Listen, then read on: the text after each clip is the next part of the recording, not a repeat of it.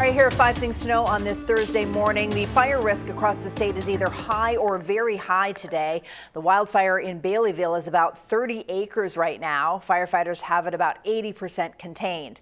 There are also fires in Spencer Bay Township in Piscataquis County, as well as in Castle Hill and Millinocket. We're told firefighters have a handle on all of them. Most of them have only damaged land. A health provider in rural Maine is set to appear in court today to ask a judge to restore its Medicaid funding. This comes as the Trump administration tries to keep federal money from going to abortion providers. While Maine Family Planning says it has never used Medicaid dollars for abortion services. The organization says it will have to end primary care services if it stops receiving Medicaid reimbursements.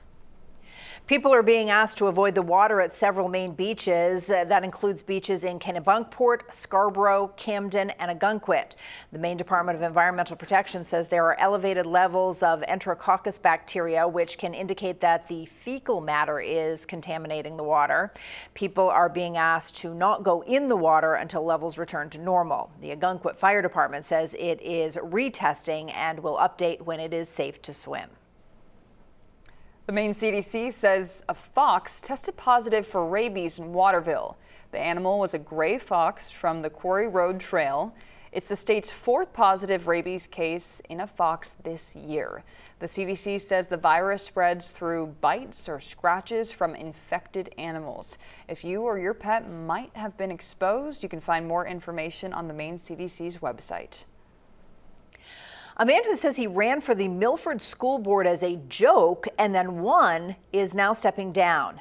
7 write-in votes put Morgan Gunnell into the position back in June, according to the Bangor Daily News, but then concerns arose about his past behavior. In 2015, a grand jury found enough evidence to charge Gunnell with assaulting his infant son.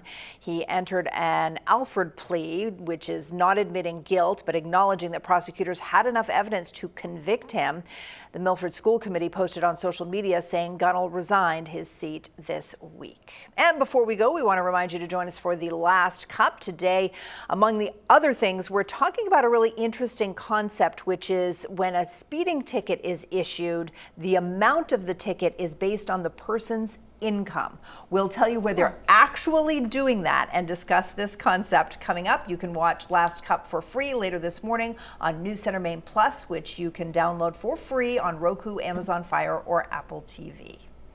All right, the looks of surprise on everyone's faces when we talked about this. So I'm excited to actually to discuss. Dive in a little bit, yeah. Interested to learn more. Yeah, for sure.